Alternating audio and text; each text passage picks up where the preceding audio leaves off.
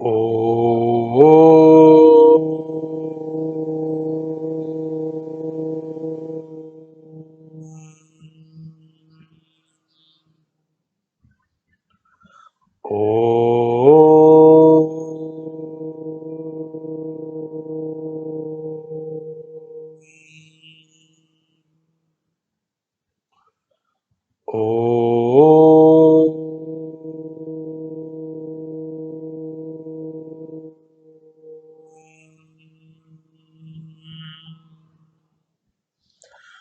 ओम श्री गणेशाय नमः। ओम श्री सरस्वत्यै नमः। ओम श्री गुरुभ्यो नमः। सच्चिदानन्दरूपाय विश्वोत्पत्त्यादिहेतवे तापत्रय विनाशाय श्रीकृष्णाय वयं नुमः। श्रीकृष्णाय वयं नुमः। वसुदेवसुतं देवं कंसचाणूरमर्दनं देवकी परमानन्दं कृष्णं वन्दे जगद्गुरुं। कृष्णं वन्दे जगद्गुरुम्। मूकं करोति वाचालं पंगुं लंघयते गिरिं यत्कृपातमहं वन्दे परमानन्दमाधवम्। परमानन्दमाधवम्। परमानन्दमाधवम्। ॐ वाङ्मे मनसि प्रतिष्ठिता मनो मे वाचि प्रतिष्ठितम् आविराविर्म एधि वेदस्य मानिस्थः श्रुतं मे मा प्रहासीः अनेनाधीतेन अहोरात्रान् संदधामि ऋतं वदिष्यामि सत्यं वदिष्यामि तन्माम् अवतु तद्वक्तारमवतु अवतु माम् अवतु वक्तारमवतु वक्तारम्। ॐ शान्ति शान्तिः शान्तिः। सदाशिवसमारम्भाम् शङ्कराचार्यमध्यमाम् अस्मदाचार्यपर्यन्ताम् वन्दे गुरुपरम्पराम्। श्रुतिस्मृतिपुराणानाम् आलयं करुणालयं नमामि भगवत्पाद शङ्करं लोकशङ्करम्। शङ्करं शङ्कराचार्यं केशवं बादरायणम् सूत्रभाष्यकृतौ वन्दे भगवन्तौ पुनः पुनः। ईश्वरो गुरुरात्मेति मूर्तिभेदविभागिने व्योमवद्व्याप्तदेहाय श्रीदक्षिणामूर्तये नमः। श्रीदक्षिणामूर्तये नमः। श्रीदक्षिणामूर्तये नमः। ॐ विश्वं दर्पणदृश्यमाननगरी तुल्यं निजान्तर्गतं पश्यन्नात्मनि मायया बहिरिवोद्भूतं यथा निद्रया यत्साक्षात् कुरुते प्रबोधसमये स्वात्मानमेवाद्वयं तस्मै श्रीगुरुमूर्तये नमः। इदं श्रीदक्षिणामूर्तये श्रीदक्षिणामूर्तये श्रीदक्षिणामूर्तये।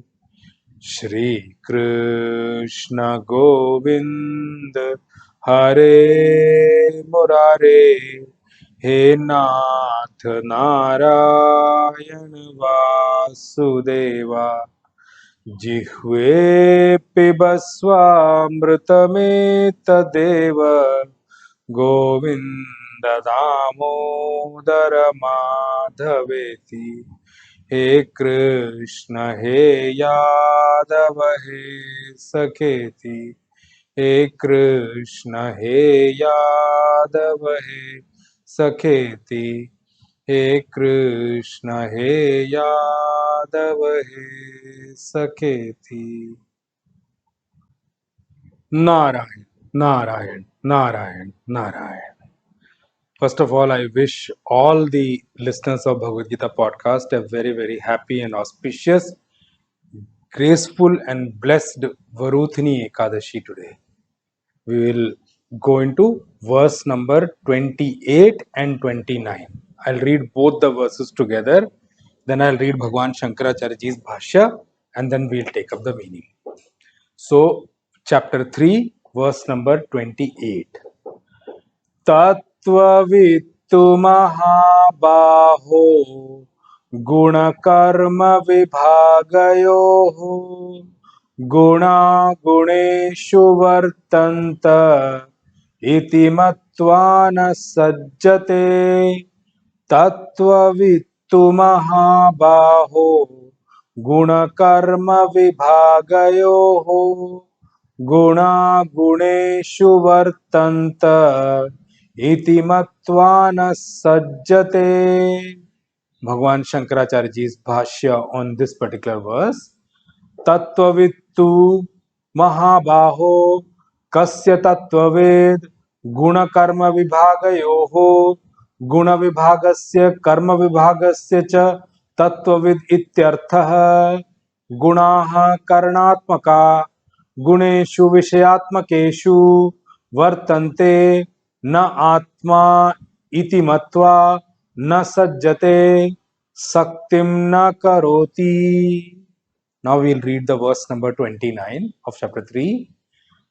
प्रकृतेर्गुण सम्मूढ़ाः सज्जन्ते गुण कर्मसु तान् कृत्स्नविदो मन्दान् कृत्स्नविन्न विचालयेत्.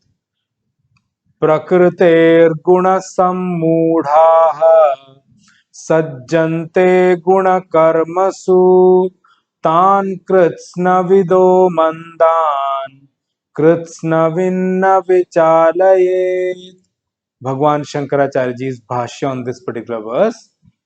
प्रकृतेः गुणैः सम्यग् मूढाः सम्मोहिताः सन्तः सज्जन्ते गुणानां कर्मसु गुणकर्मसु वयं कर्म कुर्मः फलाय इति तान् कर्मसंगिनः अकृत्स्नविदः कर्मफलमात्रदर्शिनः मंदान् मंदप्रज्ञान् कृत्स्नविद् आत्मविद् स्वयं न विचालयेत् बुद्धिभेदकरणम् एव चारणं तद् न कुर्यात् इति अर्थः.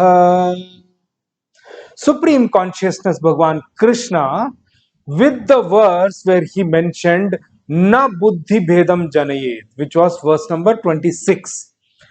What is the point Bhagwan Krishna, Supreme Consciousness Bhagwan Krishna brought out there? Na Buddhi Bhedam Janayet Ajnanam Karma Sangina. Starting from here, Bhagwan is advising those people, those self-realized saints who are working for the protection and preservation of the society, which is Loka Sangraha. Bhagwan is giving an order to those people that, do not end up dividing the intellectual understanding of the people who are currently engaged in action. Do not create a split or confusion or disturbance in their mental understanding right now. Slowly, gradually, by engaging into action, cleansing themselves through the actions which they are doing daily, they will reach a point in time where their inner equipment, antakarana, will be cleansed enough, would have gained enough purity, and would be capable enough to grasp the subtler subject of the self, and will be able to uplift themselves into a new level of understanding, and which is the ultimate level of understanding.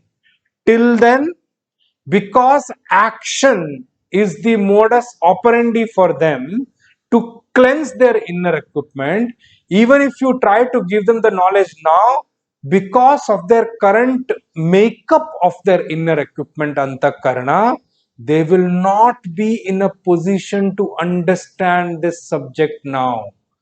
And by your words, the way you will try to insist your point unto them, or try to justify your point unto them, or try to prove your point unto them, because they have not reached the capability yet, they have not reached the required purity for understanding or grasping the subject, so understanding will not happen. Rather, instead of that, their current understanding and conviction about the action oriented mode they have, that will be inflicted with a doubt. Am I doing it correct? Do I need to really do it? Is it right, or should I just drop it? Maybe he's right. They can't understand that thing right now, but the bigger point is, through their action oriented nature, they are working hard to cleanse their inner equipment and gain the required purity of intention, purity of inner equipment. When I say cleanse their inner equipment, cleanse them of their vasanas, the wrong ones, the negative ones, and their negative aspects of personality and nature, which needs to be cleansed. And with cleansing them means what? Gaining the purity required to grasp the subtle subject. I told you one thing before in my earlier podcast episodes also. This subject of self, or this subject of the actual spiritual reality or the ultimate truth, requires a lot of purity of our inner equipment. What is the impurity we have today? The impurities we have in our inner equipment is the impurity of our vasanas, impurity of our habits, our nature, our association, impurities of different kind of thought modifications like jealousy, hatred, and what you call that, at inflicting pain on others.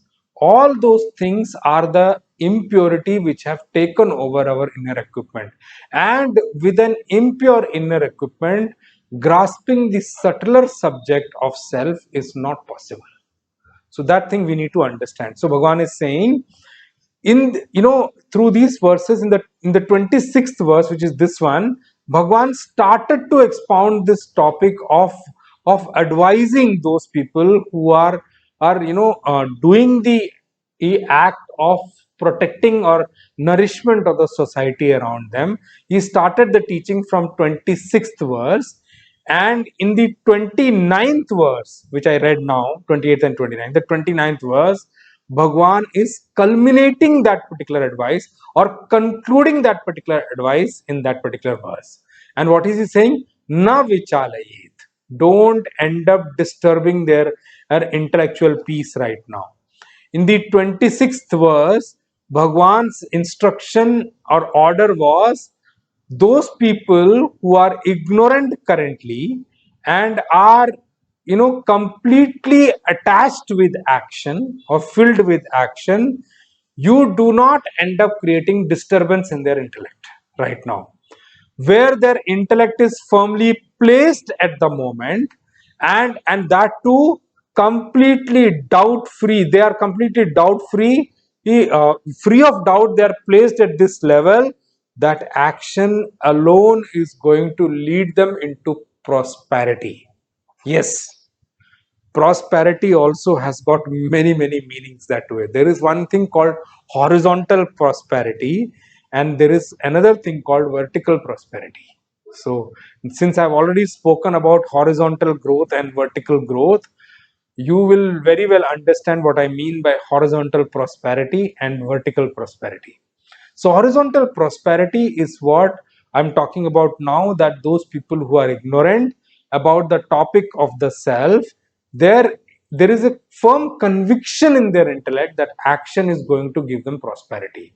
And with their set of understanding, that is correct also. Yes, when you work hard with action, definitely you can gain material prosperity.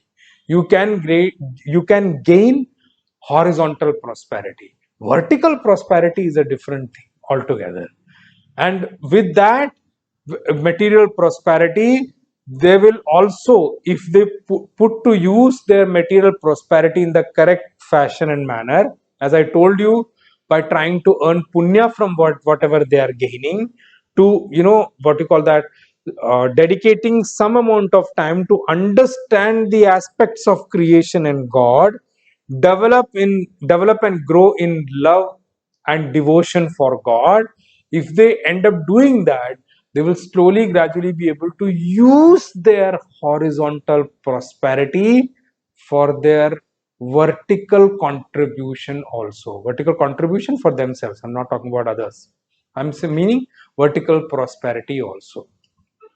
So yes, it is correct, horizontal prosperity is there, but the best thing we need to learn from this is that how to use our horizontal prosperity to, or I would use this way, let me just correct that way, how to invest our horizontal prosperity for our own vertical prosperity. Through horizontal prosperity, only vertical prosperity will come. So that doesn't mean that those who do not have horizontal prosperity cannot or have vertical prosperity. Maybe in some life they've already invested their horizontal prosperity into vertical prosperity, so they can start from this. Now, I told you life is a continuous flow. It's a continuation. So here Bhagavan is saying, do not end up creating disturbance in their intellect.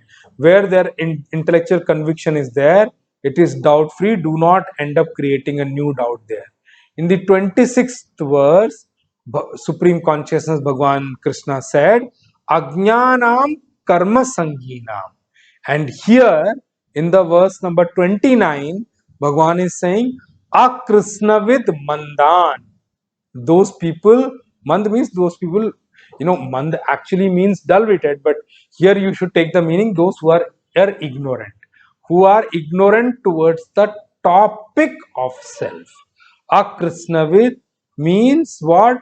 Those people whose knowledge is incomplete, or they have not reached the true level of knowledge. Means they do not have knowledge about the truth of this creation or the ultimate reality, so to say.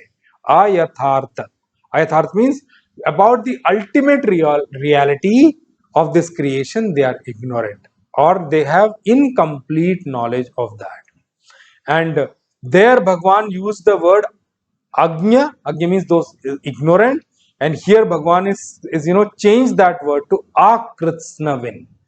In this way, from 26 to 29, in these four verses, Bhagwan has concluded this topic of how a man of realization and a man of study wisdom, whenever he shares the knowledge to the outside world, what are the points this person should take care of, and how through their knowledge they can add on to the power of this creation, or they can and enhance the value of these people, rather than and derailing them from their current path completely. In this topic, what Bhagavan is saying, in the instruction which is there is for those people who are working towards the protection and nourishment of the society. Loka sangrahi is the word you would understand. Now, in the context of this topic which is going on, in the context of what is being talked about by Bhagwan here, in this special topic which Bhagwan has picked up specially to explain certain point, here the word Loka Sangrahi, or the one who is working for the nourishment and protection of the society, will actually be attributed for a Jnani. Jnani means a man of steady wisdom. Here Bhagwan is not talking about the other people working for the society, or other people working for the protection and nourishment of the society. In general or common parlance, who are the people who can and be coined with the term of Loka Sangrahi, or who are the eligible candidates to be called as Loka Sangrahi, or who can work for the nourishment and protection of the society. Technically speaking, all those people who are well established in the society, who are at a particular level in the society, who are well set up in the society, are technically eligible to be contributing towards the Loka Sangraha. But in the context of this particular verse, Bhagwan has used the word Vidwan. Vidwan means those people who are men of study wisdom, who have complete knowledge about the self. Now, Bhagwan is saying here how a man of realization or man of study wisdom should work about, or contributing towards the nourishment and protection of the society. That is what Supreme Consciousness Bhagwan Krishna has expounded about in these 4 verses. In these verses, another point which is brought forward by Bhagwan is also the fact we should know that how is that an ignorant man is remaining ignorant, or being what you call that, is working under the umbrella of ignorance without gaining knowledge. How is an ignorant man working about or moving about in this creation, and how this ignorant man is getting attached by the qualities of the nature? How is he getting attached towards the world and the worldly things, or the qualities of this nature? That is also expounded about in this particular verse.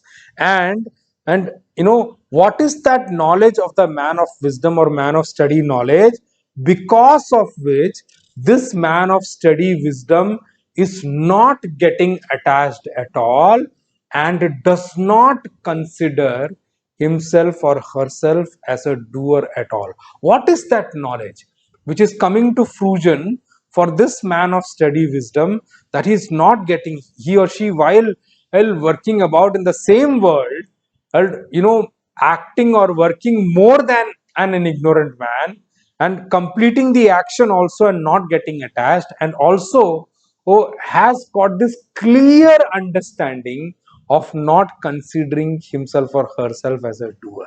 Na sajjate, does not get attached at all. What is that this man of steady wisdom, knowing which does not get attached? Na sajjate. How does he does not get attached?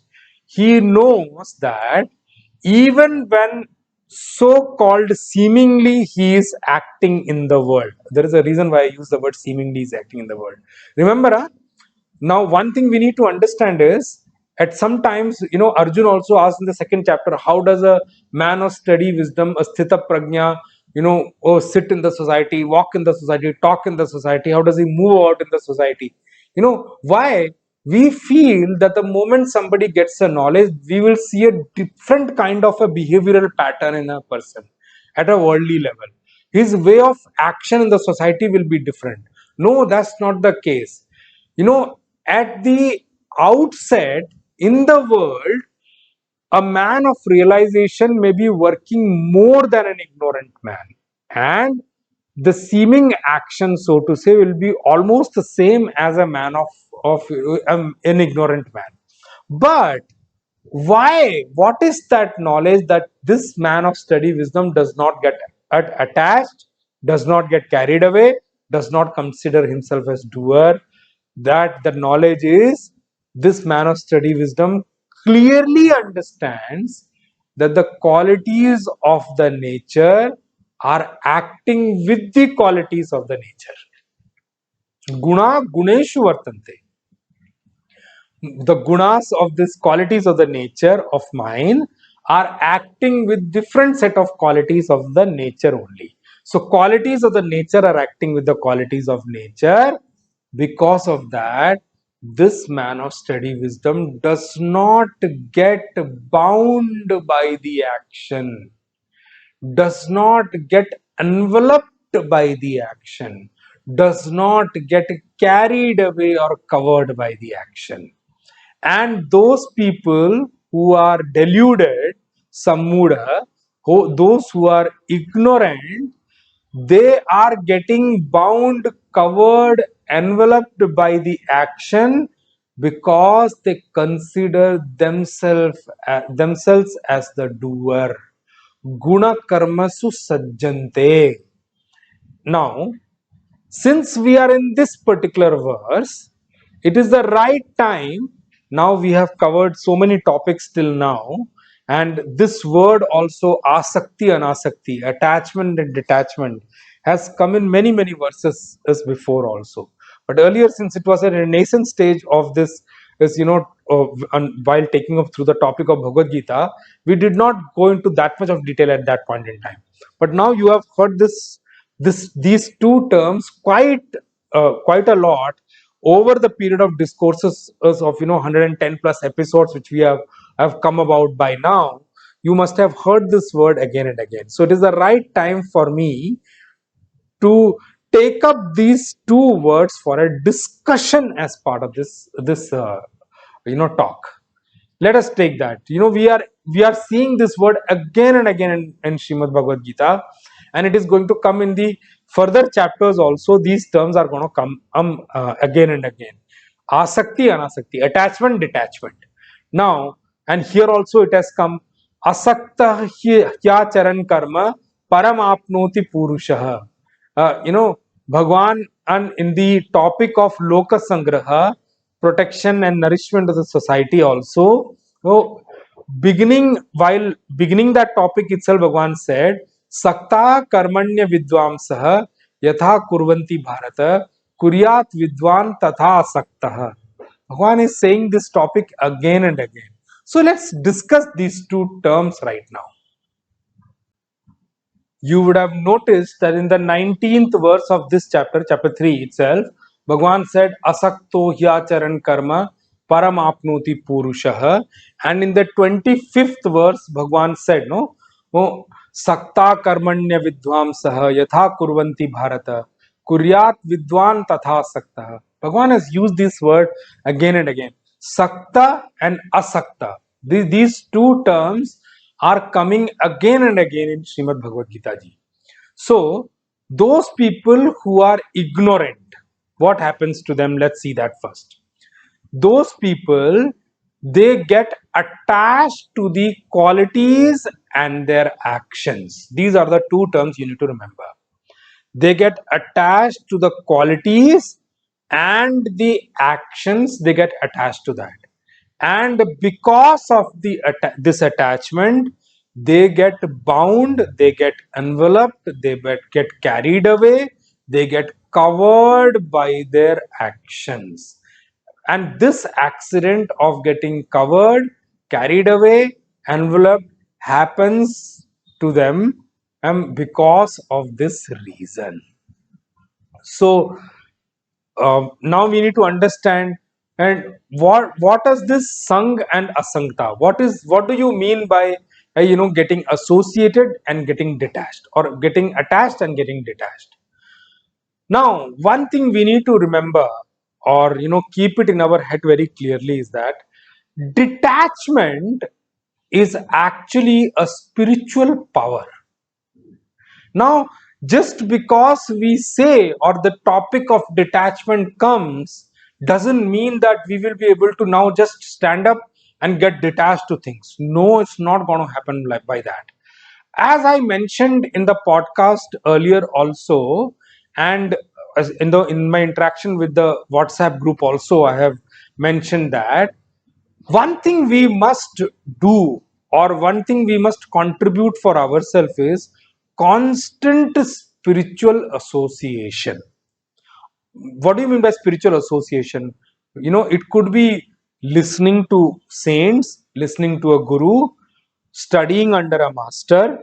It could be reading, or constantly engaged with scriptures, or constantly getting associated with those things which teach us about our culture. These few things actually constantly gives us the spiritual conviction to move ahead and work on generating that thing called spiritual stamina. Detachment is definitely comes as a result of our spiritual stamina. It is a spiritual power. Or, that is why it is called, it's an adhyatmic shakti. Adhyatmic shakti means spiritual power. Or, what is, when I'm saying it's a spiritual power, what does that power help you do? That spiritual power, or of that spiritual power, or of which comes out of spiritual stamina, actually works as a weapon which helps us cut away attachments, which helps us disperse or remove attachments. So it works as a weapon. Why I said it's a spiritual stamina, it's a spiritual power, because it's like a weapon which will help you cut away attachments. This is one thing which you need to make very clear in your or understanding. So let's use this session to dwell deeper into these two terms which are very commonly used, called Sangha, association, and Asakti. Asakti means attachment. Now, it is proved through our own experiences of our life. If you really look back into your own experiences, I'm telling you one thing, okay? In spirituality, one thing which is definitely praised is the ability to analyze yourself. Now, yes, and when you analyze yourself, there are two aspects of an analysis. Analysis. What is that? One is analyzing yourself to understand deeper. Another side of it is critical analysis. See, these two are analysis. Critical analysis is also good. Analysis is definitely good because it will help us weed out the kind of issues we have, weed out the weaknesses we have. Unless and until we sit down and analyze, we will never come to know what to improve. We will always be under this mistaken, foolish understanding that we are just perfect. There is nothing needs to be changed, and whatever needs to be changed is in those people who are around me, who are associated with me. This is a foolishness many of us carry with us. We feel that we are perfect. Imperfect is the entire world. I am the only one perfect in this world. I do not know where this thought came from. For such people, critical analysis is good. But the only caveat out of critical analysis is that don't be too critical about yourself. So there is a word I'm using. Be critical about yourself. It's good. It will help you to improve. But if you try to be too critical about yourself, trust me, it is going to lead you to demotivation. It will lead you to a place where you will not be motivated to work or change, or it will lead you to a place that nothing works, let's move into inaction. So that is a problem we need to understand. Why? What happens if we are too critically analytic? We are into too much critical analysis of ourselves. What the problem with that is, critical analysis of oneself is only for their improvement purposes only. But if we become too critical about ourselves, it will lead to fall in our self-confidence. And the outcome of that will be low levels of motivation over a period of time, and slowly, gradually, it will pull us down to inaction mode or inactive mode. That is why do not do too much critical analysis also. But if we develop an analytical mind, sometimes I'm giving you an example for this purpose also. Whenever somebody reacts to you, or a situation is presented in front of you, rather than getting into a reactive mode immediately, which is a non-thoughtful way of reaction, if you just step back, even if it's for a few seconds or a few moments, just step back and analyze the situation. Trust me, your action or reaction will be far more polished. It will be far better, and it will help you also in a long run. But the thing is, remember one thing, just because we call that we declare that we have something called an intellect in ourselves, does not mean that we'll become analytical, well, as and when we want. We have to train ourselves to become analytical. We may have intellect, but many of us, the intellect is only used for the action, and when I need to make some things work or achieve something, most of the other time the intellect is lying redundant. I don't use for analysis and all. Some people, use it for business analysis and situational analysis also. Oh, I remember when I was in corporate, I have done this thing called situational leadership training. So, as a leader, how to act in different situations, and they give you certain tests. They make you, go through certain mock situations and ask you to enact and all.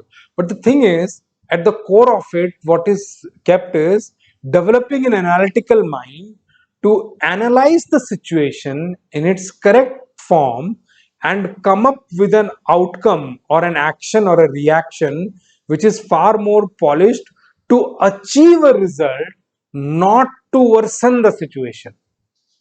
See, most of the time when we react, if it's non-thought after, we see in our common day-to-day life that after our reaction, the situation worsens.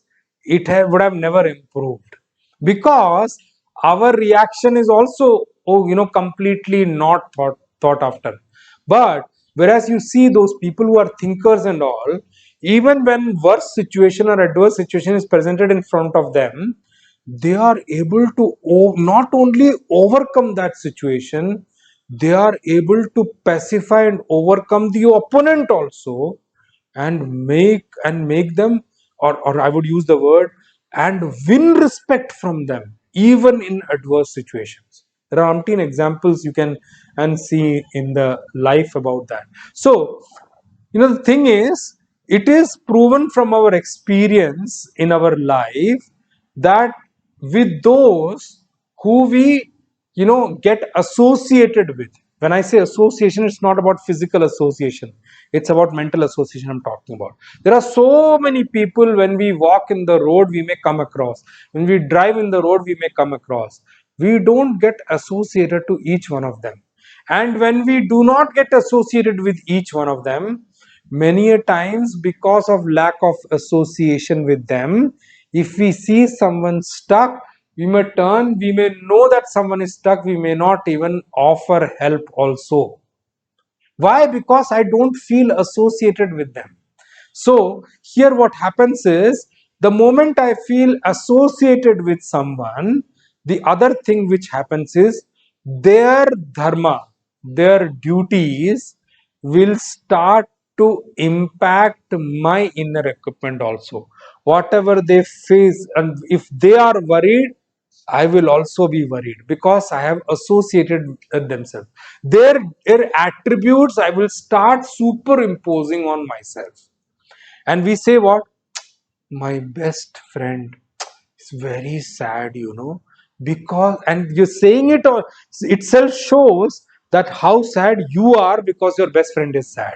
Why? Because you're associated with the best friend, and because of that association, all the attributes which are there on that thing which you are associated become yours. Like, for example, if I'm too much associated with my car or my equipment, when my car has a problem, it will show on my face that I have a problem because of my association. I'm so much worried, so much tense, so much of my energy goes in resolution of that because of my association. This is something which, if we really look back into our own lives, we will all realize this is the truth of life.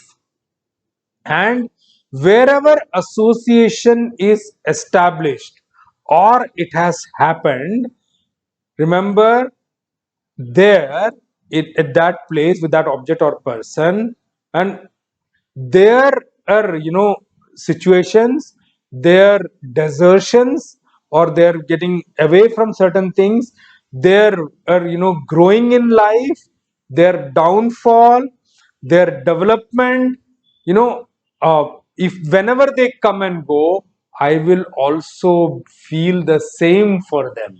I will feel as if I have grown, or I feel I have fallen. And I will feel that, I have someone who has come into my life, or I have someone who I have lost in my life. Their loss becomes my loss. Their gain becomes my gain. Their growth becomes my growth. Their downfall becomes my downfall. Their development becomes my development. And this is how I feel with those who I'm associated with. Meaning what? My existence starts to depend or starts to get impacted by their situations and whatever they face in their life.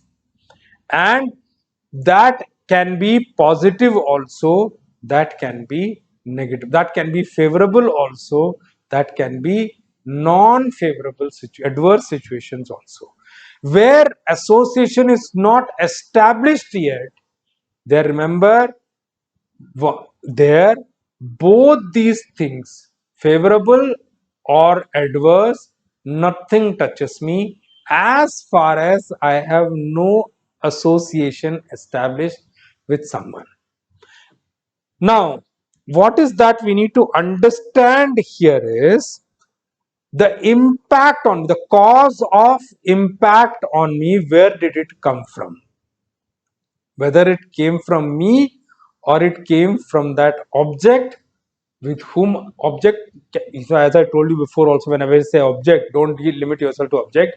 It is object, person, situation, everything falls into that. Okay, consider that. I'll just say this and move on so that it's easy for me to explain it to you. So where did that effect on me? What is the cause of that effect on me? Is it me, aham, or is it mama, or that object, or that vishaya? Now remember one thing, the truth is, in reality, both of them are not the cause of it. Now then, what is the cause of it? Because of the association I have established with that, because of that association, whatever that object goes through leaves an impact on me. And this is something which is proven from our own experiences. And wherever there is no association established, remember, there I do not have any impact of whatever they go through. This is why in the world many people are celebrating and many people are repenting or mourning their losses. Each one of their celebrations doesn't impact me. Each one of their mournings also do not impact me. Why? Because my association with many of them is not established yet. Now, if I am getting impacted, me being impacted is a proof of this fact that I have an established association with that object or that person, and it is completely established in me. And in case is things which they go through do not impact me, then remember one thing, it is established that there is no association of this person or this object established in me. Now, at this point, one question which should strike our mind, especially the mind of a spiritual seeker or a spiritual student, is that at this word called detachment, is that the property or nature of the self, or is detachment the property of the self, or is association the a property or attribute of the self? Whose nature is attachment and whose nature is detachment? Does self has something called attachment, or the self only has things called detachment? Now, the reason for asking this question is, in case it is the nature of the self to get associated, in case it is the nature of the self to get to get not associated, to get detached, if it's the nature of the self to get not associated or detached or remain detached always, then why do we have this experience of getting associated? If self is the core of me and its nature or property is to remain detached all the time, then who is the one who is having the feeling of attachment? Why am I getting attached to, every now and then I'm getting attached, as now and then, to things, people, and all those things? This is something which we all need to sit down, discuss, and think over. Now, many a times, and we see that we don't even come to know, without even our knowledge also, without being knowingly also, we get associated with things and people without our knowledge, without our effortful thing. And we just get associated with people and things, you know whether it is about object, or whether it is about people, or whether it is about action. And to remain detached or to get detached, we have to work hard, and we have to be careful also, we have to be vigilant also, we have to make effort also. Whereas if I talk about association, this is something that without even effort we get associated. So, sometimes we sit back and think, actually, is attachment the nature of the self, or is detachment the nature of the self? If detachment is the nature of the self, how is it that very naturally we get attached to things and objects and people without even effort? Whereas to remain detached, we have to put too much effort. To get detached to something, we have to put so much effort and hard work to get detached. And even after putting effort, also, oh, many a times it happens that we do not get detached. Detachment doesn't happen because it seems that attachment is something which is natural in nature.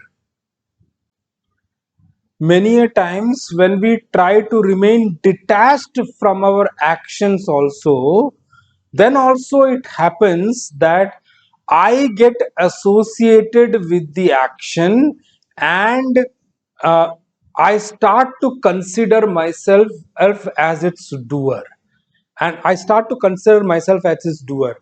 And the effect of that is, if somebody else, some other person takes the ownership that I did it, or try to take away that doership from me, that no, no, no, no, I completed that action. In the corporate environment and all, many times this is a conflict which keeps on coming, that there are employees who are working hard, and there are people sitting there to take away the credit of somebody else's work.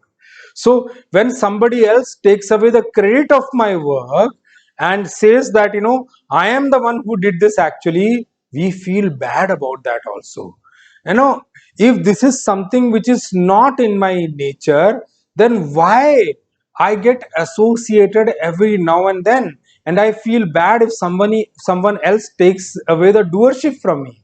And if getting associated is something which is my nature, then why is that, is that the thing that I will keep getting impacted throughout my life? I'll keep getting impacted every now and then. And then, and this is something in which comes into my mind, that then I should accept the fact that I always will be toggling between the pair of opposites, because this is my nature. Then I should be toggling in these two, between the pair of opposites all the time. And it is going to be something which will be natural for me, it will be irreplaceable, and it will be must for me, and it will keep on remaining in my life consistently. Why? Because throughout my life, association will keep on happening, and because of that, I will keep on toggling all the time between the pair of opposites. And how can this association be removed? How can I make myself free from this association? And now at this point in time, we need to think that, where does the association come from?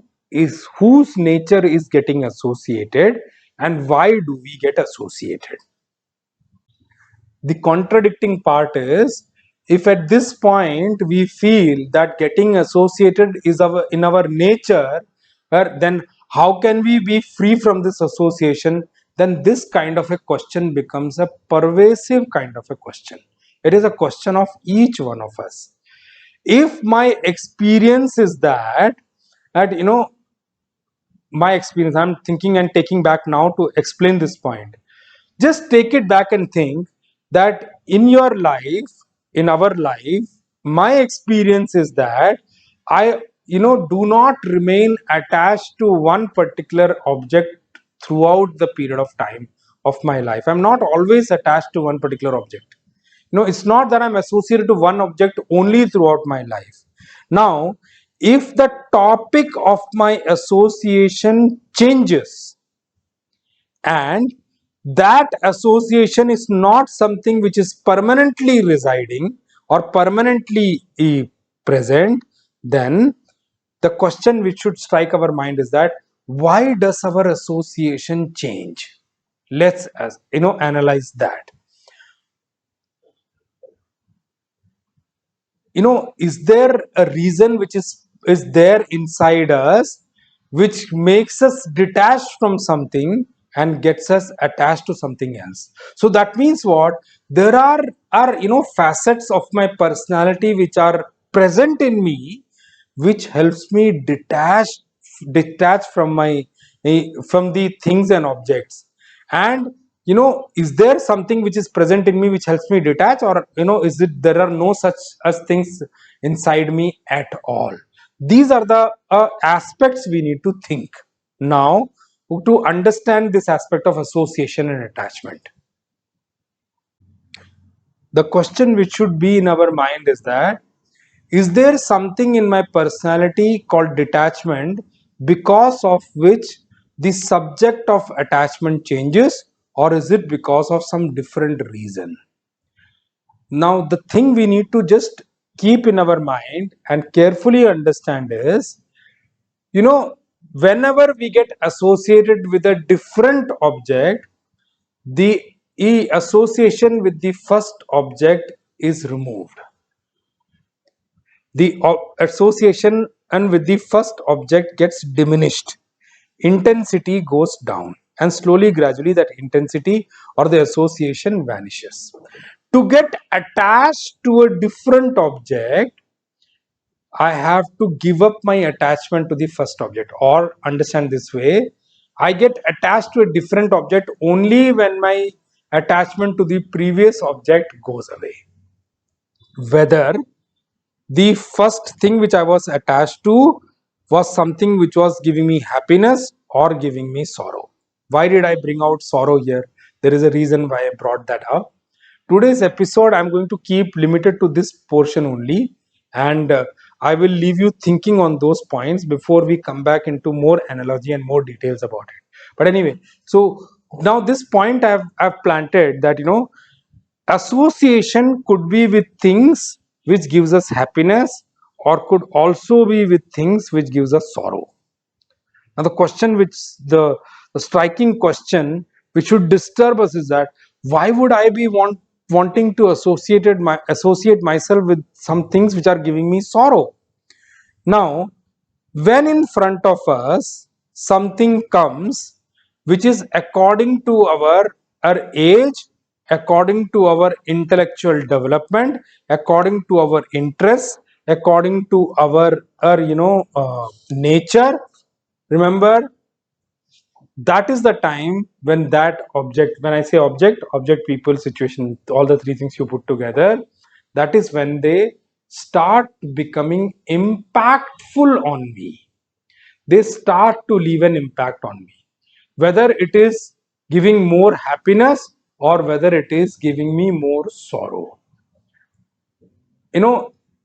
At that time I start to get associated with that kind of an object, that object. Now, this association can be negative also. When an enemy is present in front of us, as if an enemy is present in front of us and my intellect gets impacted, remember, when I see the presence of that person and who has got animosity with me, or I have got animosity with someone, or somebody who has done bad to me, or someone who is a subject of hatred for me, when that person is present in front of me and my mind gets disturbed, or my mind gets impacted, or my antakarana, my inner equipment gets impacted in terms of thought disturbances, remember, that means what?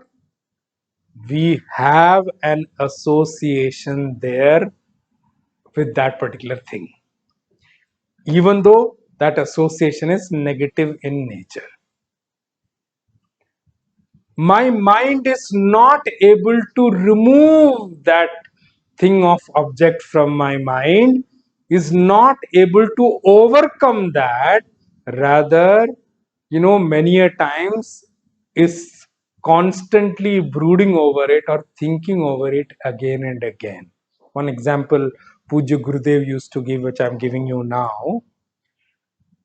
I was very happy sitting in my drawing room when my neighbor came and invited me for a function.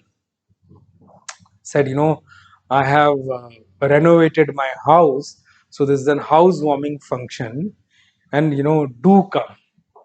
6 houses down the line, I have someone with whom I many years ago must have fought over car parking or something, or had a argumentative kind of a thing, and it became little worse in terms of it just reached the point of getting into physical abuse, but because of sense in both the parties, it did not reach that level, but it was very bad. Because of that, it left an impact in my intellect that this person is not good for me, is anti me, and I don't want to see him again.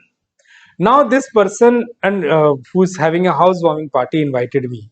So the first, this person doesn't know our animosity, or maybe he knows and he's trying to play with it, or whatever, could be any reason, but I'm just saying, he said, do come. Even I have called that person also for this housewarming. He will also be there. And to just what do you call that, sprinkling clarified butter on the fire, this person said, maybe I may try to resolve your conflict over there when you come. At that time you will see, and all those kind of things, to create more disturbance on that. That is when I start to lose my sleep. Man, this person is also coming. I had forgotten about him. I have not seen him for many days. I've forgotten about him. Suddenly this person's memory came, and the whole incident came in front of my canvas, as if a film was going in front of me, and that whole incident got repeated. And then my mind said, that day I should have given him two. It could have resolved now. I would not have to see this day. He should have known who is taking, what do you call that, who's taking picking up a fight with. He should have come to taste. I think we should have gone into blow that day and resolved it then and there. Who is this new person trying to resolve this conflict now? Now this mind is constantly thinking over that person. I told you, I have not remembered him for a long period of time. Suddenly it came into my mind, and that whole memory, like a flashback, appeared in front of me. So how do you know what happened? Means what? This person, the association with this person, even though the incident was negative, had already happened at that point in time. And even though it remained unsurfaced on the top of my intellect and thought, by just a small trigger, it surfaced, and I lost my sleep over it. And I got very agitated. My BP went up, this, that, then I started taking this man. I do not know whether he came to invite me or he came to trouble me. I don't know why he has to call that person. And it goes on and on. And here we know that this person has to take 2 pills in the night to sleep. Gone. Means what? even though this incident was negative, the association has already happened. It was remaining redundant, as you know, undercurrent, it was there. The moment some trigger happened, it surfaced. I came to know that I was attached. This is what happens in terms of when we talk about and think about attachment in our life. Many happens unknowingly also. Many happens knowingly also. That is why I have mentioned in my podcast episodes earlier also, we should know who are worthy of our attention and who are worthy of being ignored. I do not have to get into everything every now and then. Everything does not require my time and energy, does not require my mental space, does not deserve my mental space. So I'm telling you honestly, I now come across so many people by God's grace, by Bhagwan Krishna's grace. He has given me a good flavor. I'm not saying the entire flavor. He has given me a good flavor of composition of this creation. Even though people, will they come to you, when you interact with them, you will know that what substance they are made of. It becomes easy for you to make a choice whether to give time, space, and energy to them also or not. I'm telling you very honestly, I am very clear on one thing, that I am only a small instrument in the hand of Bhagwan Krishna. I do not have the onus and responsibility of improving this entire creation and becoming one of the important facet of creator. Creation belongs to Bhagwan. It's his creation. He knows how to manage. Now, if I take up on my shoulders that this is going wrong, that is going wrong, let me go and improve it, just me jump into it and get it changed. No, I have no such insect inside me, no such infection inside me. I do not end up taking such things at all.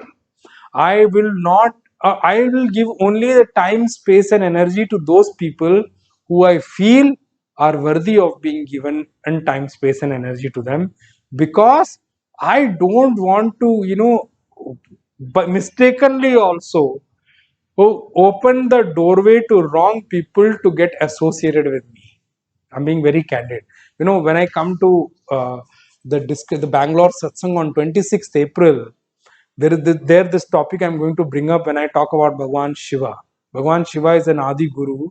So there is one term for Bhagwan Shiva there, that Bhagwan Shiva, and when I come to that discussion, then I will not take up the time here. But those people who are coming for the satsang, they will be able to hear that aspect of Bhagwan Shiva. Bhagwan Shiva and Bhagwan Vishnu, they are two sides of the same coin. They are the expression of the same supreme consciousness with different roles they have taken up. So there is no difference between Bhagwan Vishnu and Bhagwan Shiva. If you go to Bhagwan Vishnu's temple and worship Bhagwan Shiva there, trust me, Bhagwan Vishnu will be more than happy. And if you go to Bhagwan Shiva's temple and worship Bhagwan Vishnu there, trust me, he'll be more happy, and will be giving you more grace and blessings. That doesn't mean go and mix it up. That's not what I'm meaning to say. I'm saying that they are only different in terms of their roles. Otherwise, in Sanatan Dharma, God is one and one only.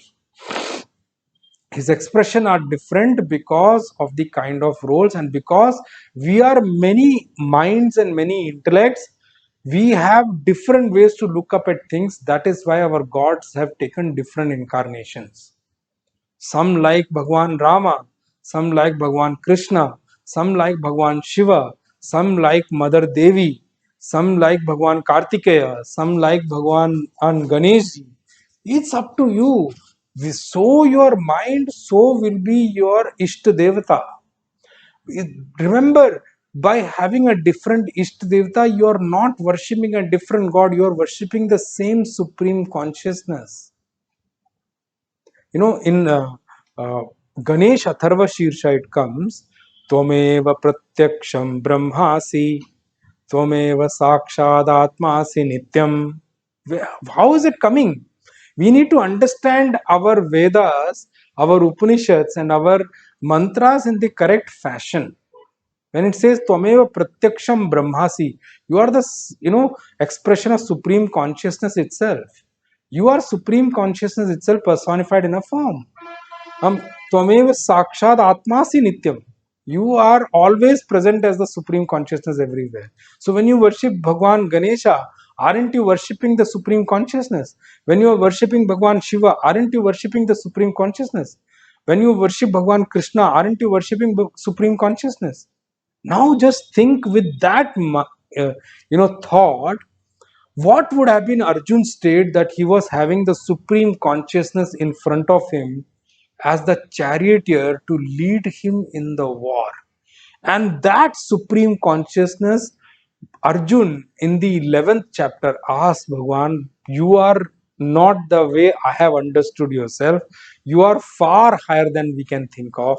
I really, with folded hands in front of you, request you to show me your true form. That is when Bhagwan gave that. The 11th chapter is called Vishwarup Darshan. He gave his true form. Arjun got, swept away by that form. And he saw what a massive form it is. Even if we can in our dream also see that form, there is, but sure we'll all get liberated. I'm just telling you, forget about Bhagwan's Vishwarup Darshan.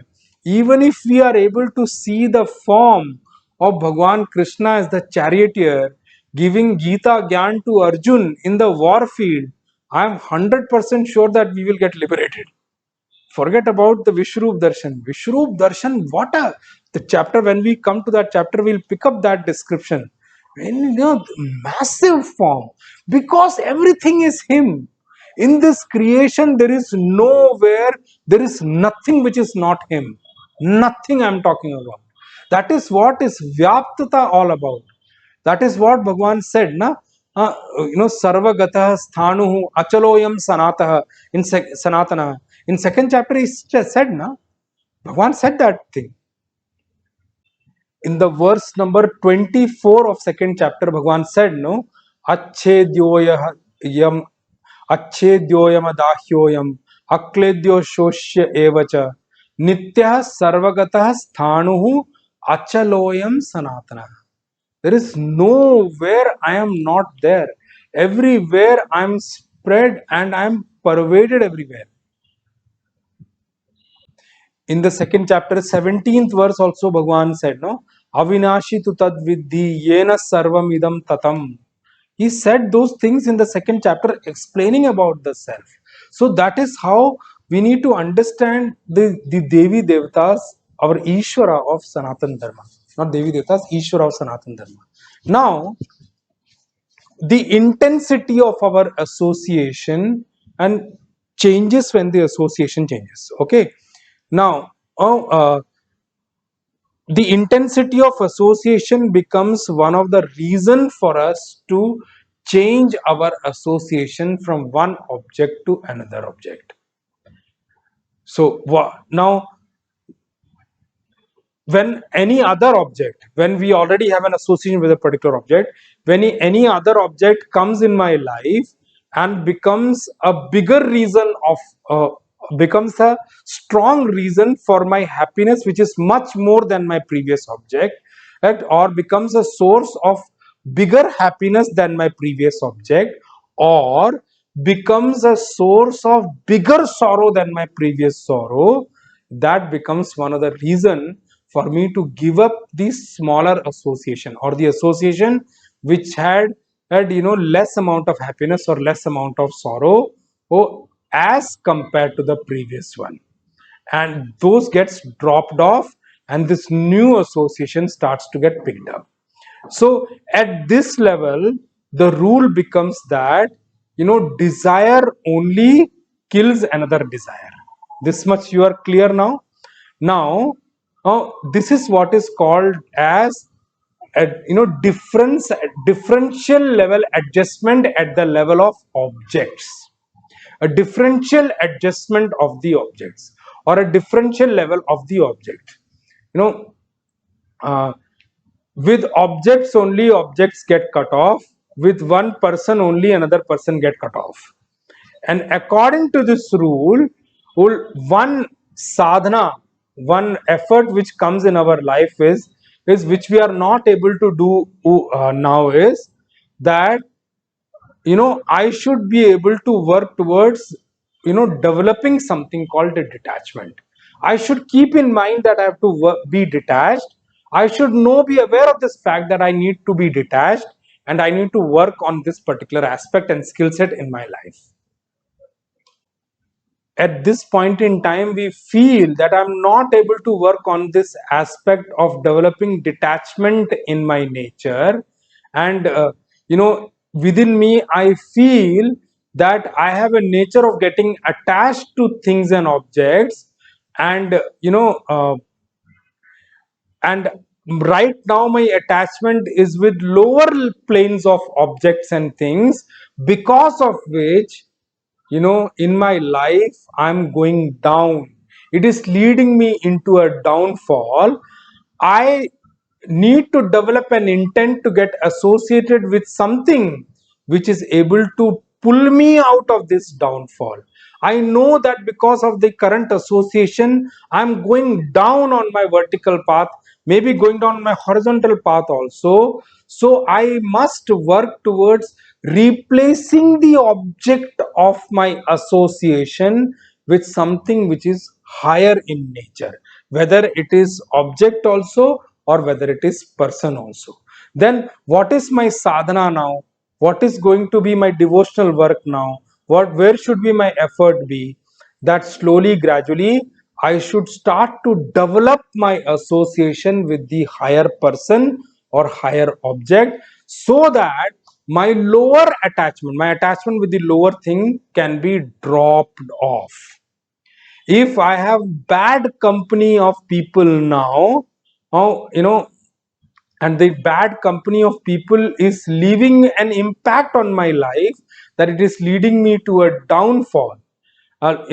If we know that if bad association with people definitely leaves an impact by destroying a person, then we should also know this fact that associating with good people or satsang will also leave a positive impact. If dussang or negative association or lower level association leaves a negative impact and pulls me down, then it is also true, and it is also a fact, that higher association, satsanga, or association with good people will surely leave a positive impact on me.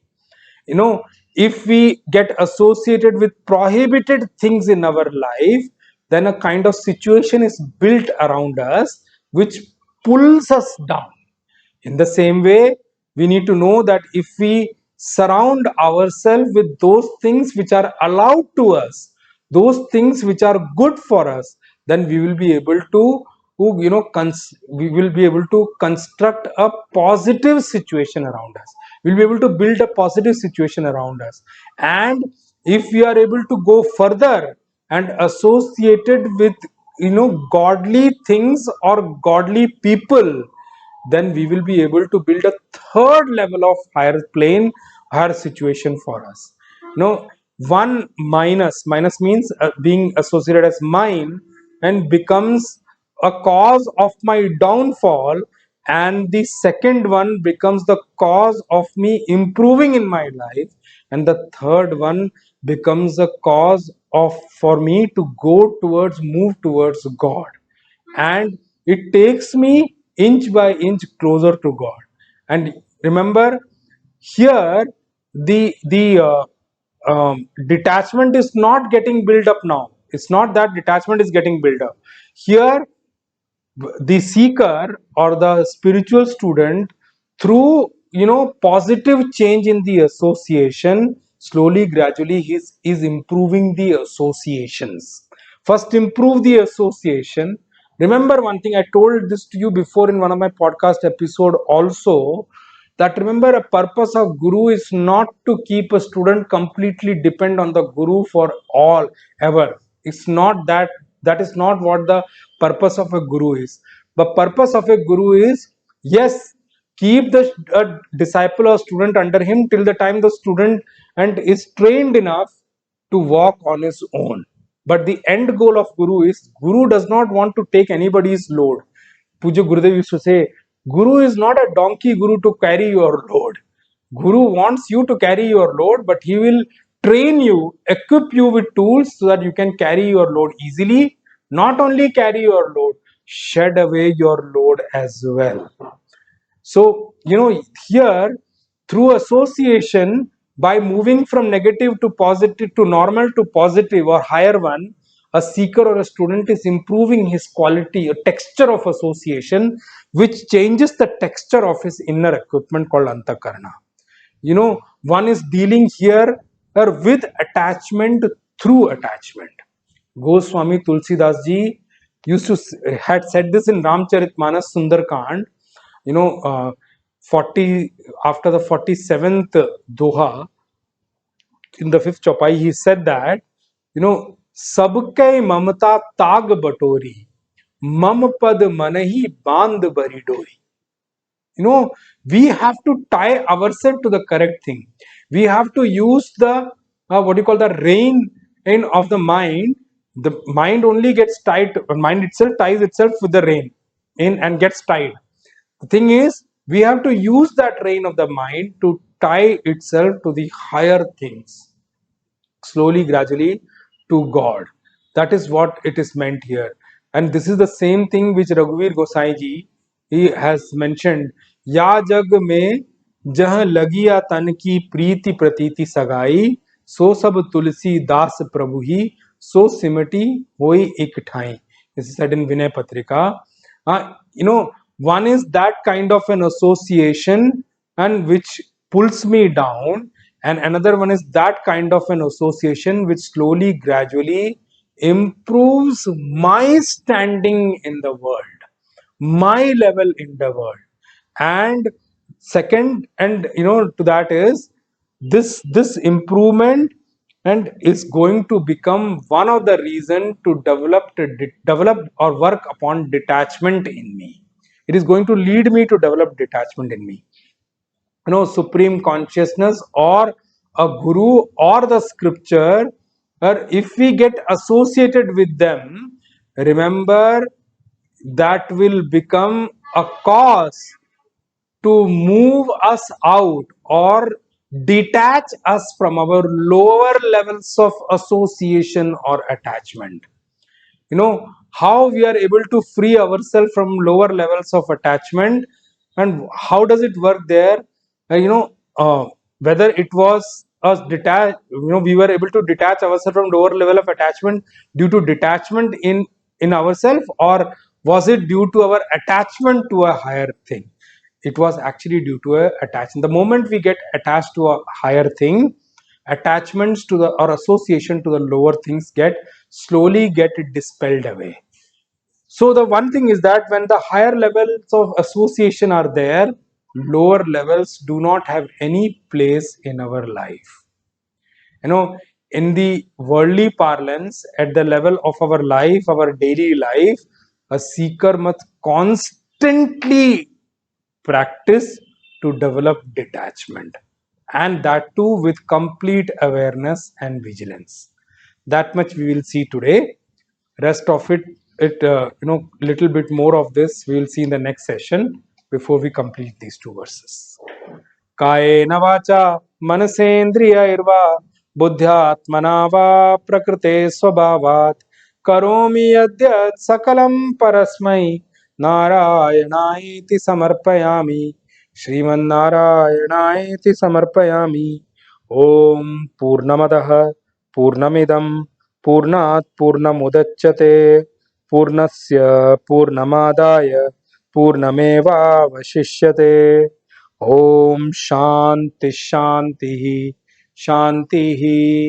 Hari ओम श्री गुरुभ्यो नमः.